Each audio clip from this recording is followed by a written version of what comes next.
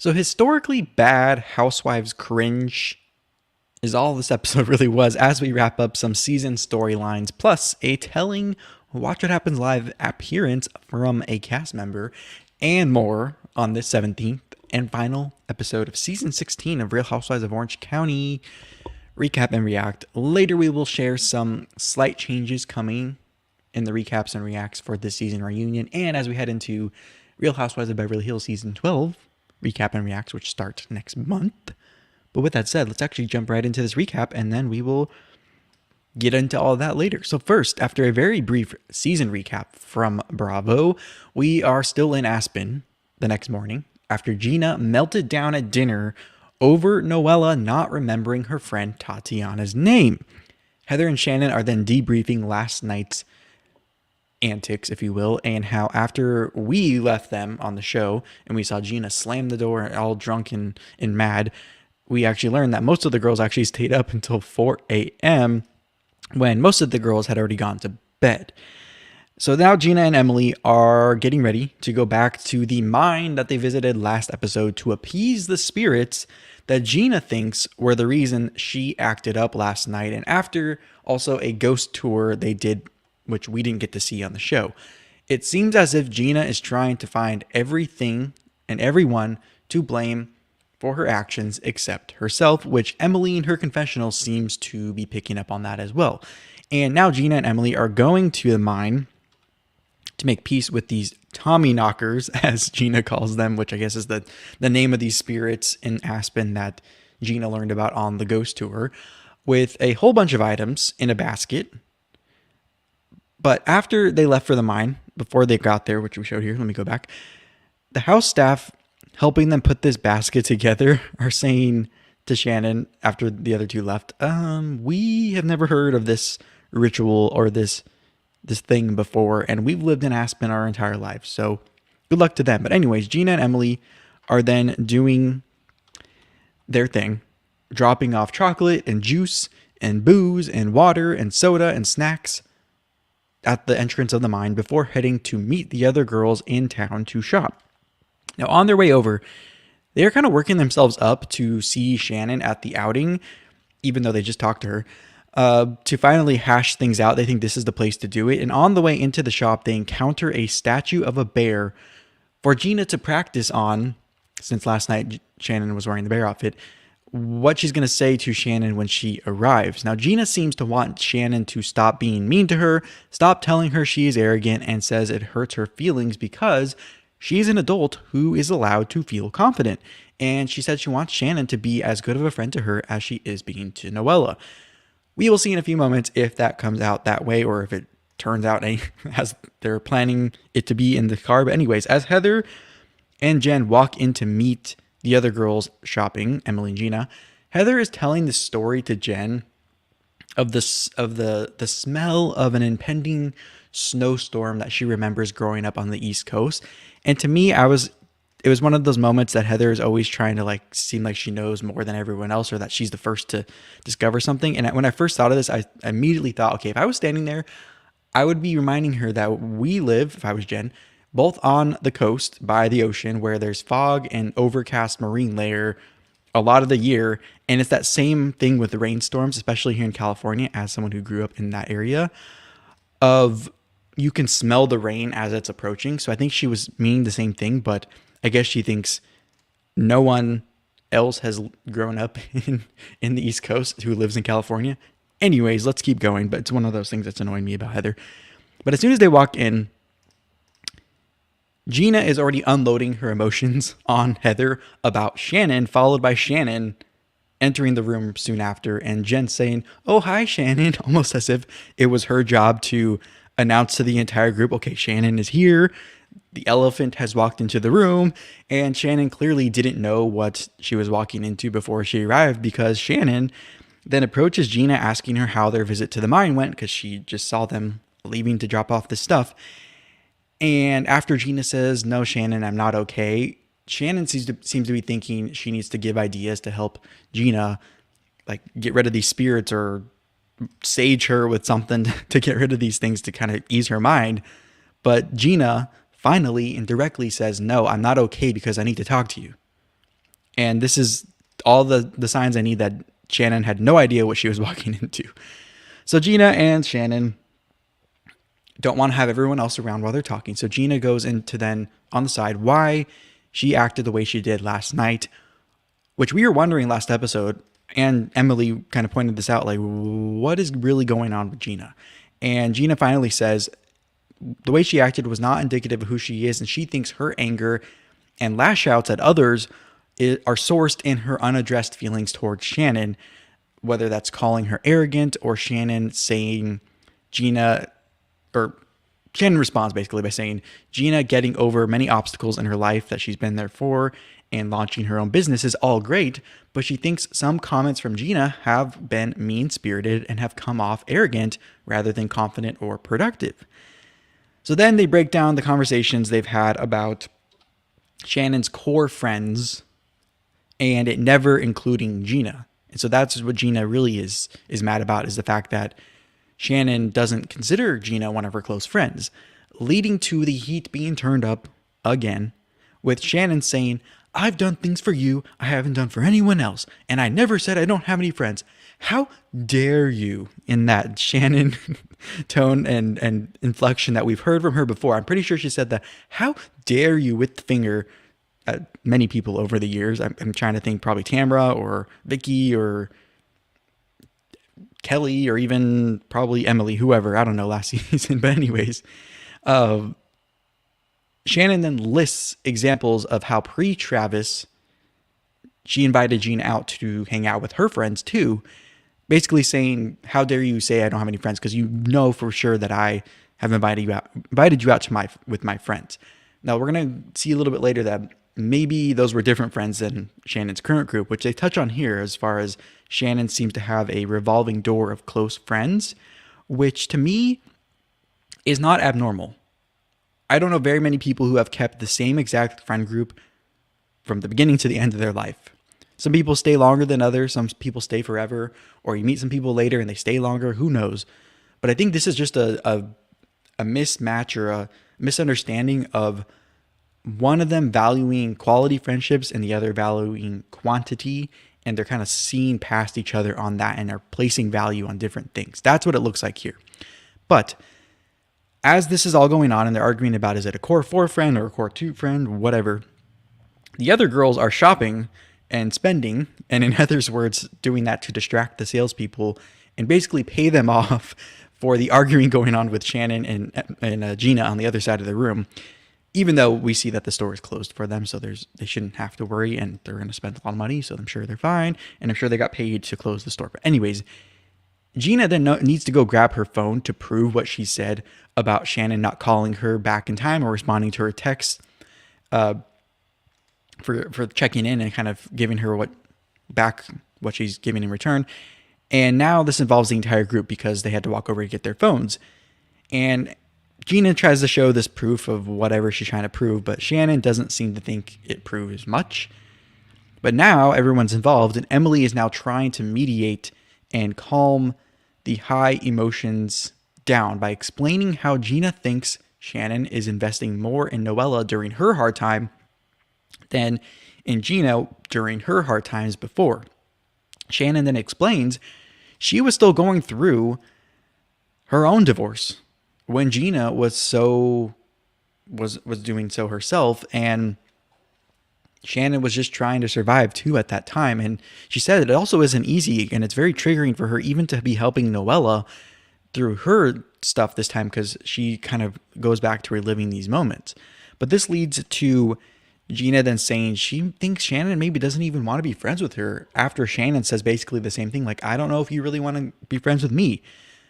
All of this being aired out ends up with them hugging and saying that they don't want to fight anymore and that they love and care about each other and apologize to each other, because it looks like laying all this on the table without running away, which is what's been happening a lot lately, and kind of unresolved endings to these conversations. This all showed that it was just a miscommunication, or even a not communicating their true feelings directly to each other, and doing it in front of the other girls who up until this point have been the ones they've been confiding in separately, and proving that what Shannon just said, as far as this being kind of a toxic game of telephone, it's finally looks like it's come to an end. So let me know what you think of all this in the live chat if you're here live. I'm going to get to some thoughts on this opening scene, and then we will keep going. I'll see what everyone has to say. But I'm just glad we finally got confirmation in this scene that Gina was misdirecting her anger at Noella. That should have been directed at Shannon. I think she directed it at Noella because Noella is the closest to Shannon out of the group. That makes the most sense to me. And it was weird of Shannon to arrive separate, in my opinion, from the rest of the group. I thought she would at least arrive with Heather and Jen because they both came from the house. Unless we saw some scene somewhere they went where they cut that part out. Who knows? But I'm thinking it was produced that way for a reason, to build the drama so that when Shannon enters, as she did, it looked a little more dramatic and it was more, everyone was kind of worked up to kind of go full force on this, which to me made sense and it actually worked out really well and turned out to be a pretty dramatic scene. But I also know people are very annoyed by this whole Gina versus Shannon story of, are we friends, are we not, are we jealous, are we not? But to me, this is a very relatable storyline. I think in real life, new friends come into groups or you meet new people and your existing friends maybe don't have the best reaction or best warm up to them. So I don't think this is completely unrealistic, but I think it got a little repetitive. And so maybe that was what people were picking up on. But this scene actually wasn't that unbearable for me. It's actually pretty bearable considering it was basically rehashing. And the reason I say that is because Heather was quiet most of the time. She was just kind of sitting there observing, watching, listening, and Emily kind of did most of the mediating. And I thought it actually worked out well. And I didn't feel like that Heather had an agenda here, which is something I've been kind of annoyed by most of the season. But anyways, let me know what you think of this scene and the making of, and then we're going to keep going. So you're probably wondering, for the 1000th time this season, where is Noella? Because she doesn't seem to be in a lot of the big group scenes unless Shannon invites her. But Noella is on FaceTime with her mom again, filling in on the continued headbutting with her and Heather, where Noella's mom makes a good point saying, if Heather is not going to be nice to you, knowing that your father just died, then basically it might not be worth having that friendship. But then Noella gets a little bit of healing with the girl who's at the house. And basically the girl saying the minerals and the nature around them in the mountains is going to kind of heal you or whatever. And she's basically speaking life into Noella in a hopeful, healing way, which is good for her.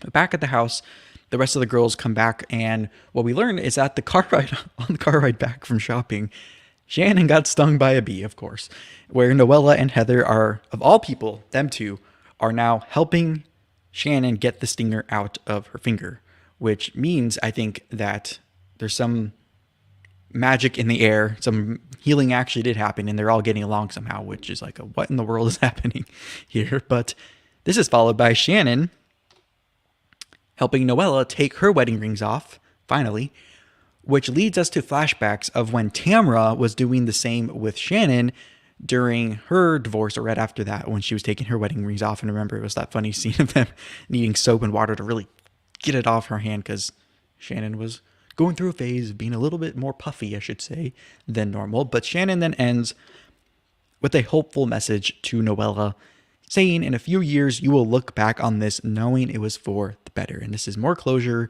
and more moving on for Noella on this trip, which is very nice to see as we head into the reunion. But it is now later in the evening where we have the last dinner of the trip, starting off with Shannon's shoes having a black gunpowder-like substance in it, prompting them to be a little tardy for dinner.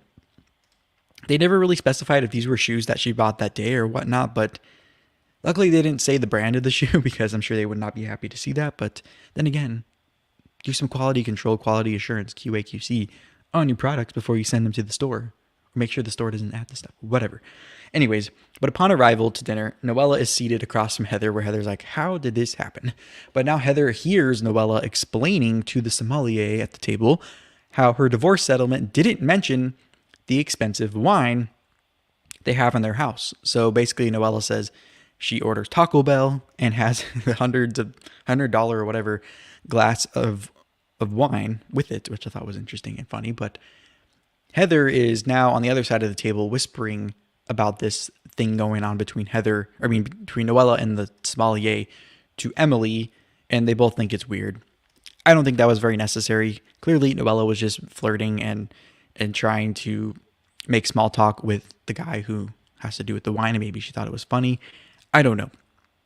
I think they're kind of grasping at straws to hate on Noella at this point, which I'll touch on in a moment, how surprised I am to even be defending her. But anyways, this is followed by Shannon doing a cheers to rack and roll. Now, it took me 2 watches of this episode, almost 3, to figure out why she was saying rack and roll and why it was even named that. But I finally got it, and it was because it's the party she's going to have at the end of the season in a few moments about her rack of ribs and rock and roll. So that makes all sense. So basically the cheers was inviting them all to the rack and roll party, which we will see in a moment. And then Emily, again, wants to play a game at the table. Maybe buckle your seatbelts just in case, because every game at tables so far this season has not gone that well. But this time it actually goes well, kind of, where they want to share something about someone at the table that you didn't know before. Shannon shares first with telling all the girls how Noella actually took her rings off finally that day, where Jen is like, hey, if you don't want them, I'll take them. Heather then says she didn't. Now she knows how great of a mom Emily is and how great she is with her kids. And Emily gets emotional saying, thank you, that means so much to me. Noella then says Gina is inspiring to her. By the way, Noella's the only one we heard go around to everyone at the table. So I don't know what that means, but just an observation. But she says Gina is inspiring to her to see her being a mom and a businesswoman and in a great relationship. She enjoys Emily as a mom, Jen as a businesswoman, Shannon as a friend. Then gets to Heather and says, hesitantly, it's nice to kind of count you in as one of my friends. Kind of, maybe, in the future. Which Heather isn't buying in her confessional. And it appears Noella was kind of being fake and sarcastic, because she says basically, I only said that to hopefully not ruin the night for everyone. And in Noella's words, which I actually said this last week, I wasn't expecting her to actually say this, but she basically said, I'm kissing Heather's ass tonight just so we can have fun to end this trip. So after a fun cheers to Aspen, they turn up so much, apparently the producers had to whip out their vertical video taking phone to capture their fun. I don't know if the cameras were already down or this was a celebration with the cast and crew, but that is how the trip ends on the show, with everyone seeming to get along. Let me know what you thought of the trip overall in the live chat if you are here. And we will continue back in Orange County, where we see this Orange County sign that has been shown over the years, which I'm going to hold my thoughts on this for next week when we start recapping the reunion, because it is a big feature in the reunion. And I have a lot of thoughts on that as a native OC person who, I'll just leave it at that. But anyways, we then continue to seeing Cece, Jen's daughter, feed Mr. Puppers, described as the cutest thing ever by Jen.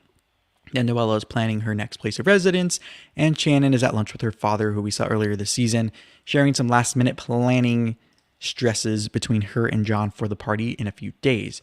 But before that, we are with Emily, who is finally getting to do her wedding photo redo, where Gina and Emily are getting ready for the photo shoot, reminiscing on how Emily and Shane did the work over the years to ensure they stayed married and married stronger than ever, which we've been on that journey with them over the past few years. And it is really nice to see that storyline arc concluding with a happily ever after, hopefully forever. But all I have to say is Emily's twins and daughter and stepdaughter and Shane, they do make a beautiful family. I mean, what was that? Sorry. That was beautiful. I don't know what that was. Something fell. Anyways, they're a beautiful family. But as they are embracing their mom, who is grateful to have this family she always wanted, but didn't know if she would ever have, Shane pulls out an engagement ring that he never gave her. And we have to remember that, and we get a flashback on this in the show, that when she was first on the show, we learned that he actually proposed over G-Chat.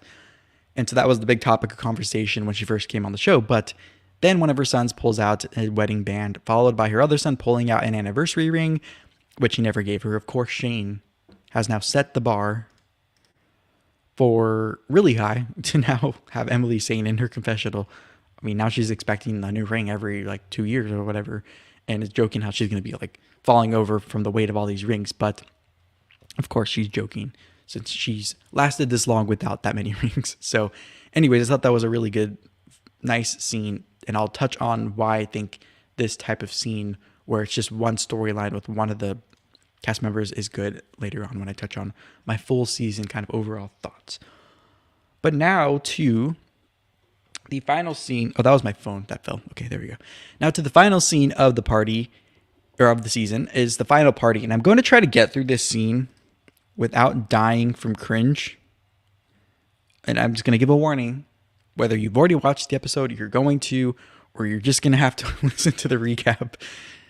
This might be the most cringy scenes in Housewives history, and that is saying a lot considering how many cringy scenes there have been, and specifically how many cringe music-related scenes there have been in Housewives history.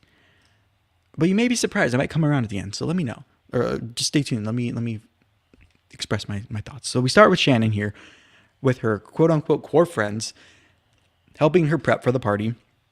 And Shannon comments on the core friends verbatim, kind of as a subtle hint and callback to the Gina conflict earlier.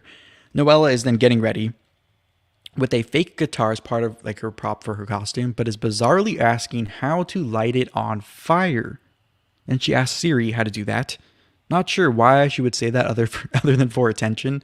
Thought it was a little bit weird. But anyways, Heather and Terry are now getting ready to leave for the party, where Heather is then telling Terry and also filling us viewers in about what's about to happen, where apparently Heather actually inserted herself in Shannon's plan that she told her on the plane ride back from Aspen of having the cast form a band and perform a song at her party. Heather, I guess, suggested they record a song ahead of time to perform at the party instead of just winging it that day. So Heather used this as an opportunity to name drop Richard Marx and Daisy Fuentes again, who apparently wrote this song a few years ago that the cast, I guess, went in and recorded. And we got a preview of their recording sessions, which this is the first taste of the impending cringe, where Terry is like, are you joking? You're actually going to perform this tonight? But anyways, before we get to the party, quick reaction to this little thing here. This setup scene with Terry and Heather was weird because it looked like it was filmed on not even a phone, and they weren't mic'd up yet. So maybe this was a last minute scene that they filmed because they forgot to film kind of the setup to the party ahead of time, or something went wrong with the original footage, or they planned something wrong where all the cameras and the crew were already at the party setting up. Who knows, but it was weird. Or maybe they weren't sure they were actually going to film the song portion of the party until last minute. And also, I think this was around Halloween time, this party. So the costume party idea makes sense. I don't know why they wouldn't just mention it was Halloween time. I don't know. But coincidentally, this week on Real Housewives of New Jersey, they also recorded a cast song. So don't know what that's about. Maybe that's a new trend of like you pay for a song for your group of friends to make and perform as a memento. I don't know. But anyways, let's get to the party. So everyone is arriving to the party, and I had to rewatch this scene like 2 or 3 times and pause it to be able to read the font they used to show the nicknames of each girl as they're dressed on the screen and as they arrive. So in case you missed what they were named or you couldn't read it at all, let's go into it. So Shannon is dressed as Thunderstorms. Not sure who famous she was named after, because the other ones are named after famous people. Maybe it's just because her name is Storms and Thunderstorms, whatever. But Noella is Noelle Hendricks, named after Jimi Hendrix. We have Emily is Electra after Carmen Electra. Gina is Gwena Stefani after Gwen Stefani. Heather is Fancy Spice, named after Posh Spice of the Spice Girls. Jen is Dr. Baywatch because she's dressed as Pamela Anderson, and her husband Ryan is dressed as Tommy Lee. So there's that, if you missed all that or you couldn't read the font. But now Shannon is introducing her on-camera friends to her off-camera friends, all on camera now, where Gina and Emily are off to the side kind of talking about how this is the first time they're meeting these friends of Shannon's, and Emily jokes in kind of a mean way that they may be hired for this event. I'm sure Shannon will not be happy hearing Emily and Gina's comments about her friends behind her back at her home, at her party. after they supposedly all made up when watching back. But I have a feeling this will come up at the reunion. Whether Andy brings it up or Shannon brings it up as proof that they have not moved on, who knows? But quick reaction to this little part.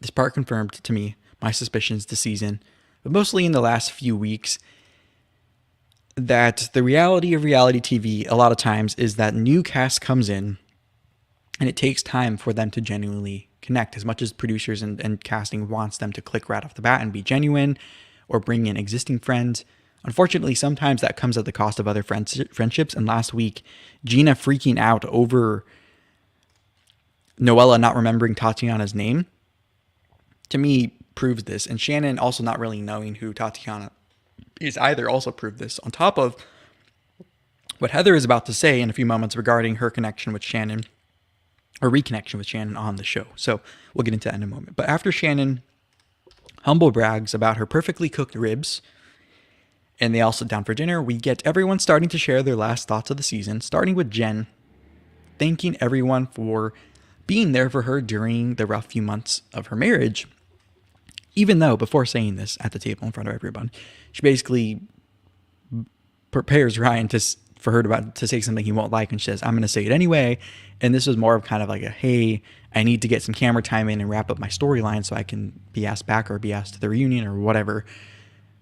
I think she could have said it without freaking him out, but then again, he got her back in a few moments after that when he basically tried to cut her off after 2 drinks to the waiter and did it with the cameras right on them. So I think they ended up being a little bit of a fair interaction. But anyways, and by the way, Ryan was very uncomfortable most of this event because he probably had to dress up and be on camera. But anyways, he did it for his wife.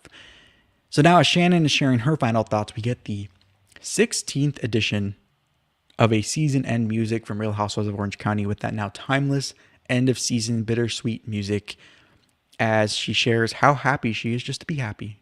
Happy with John, happy with her kids, happy in her life, which is great after a very rough season for Shannon, which we all were witness to.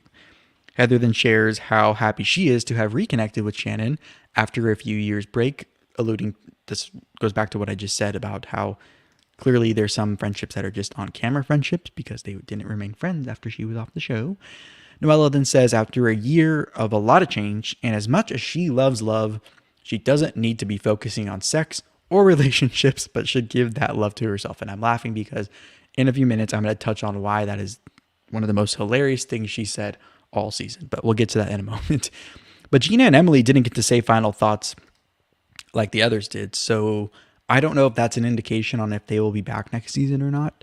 Who knows? Maybe they just didn't say anything at the party.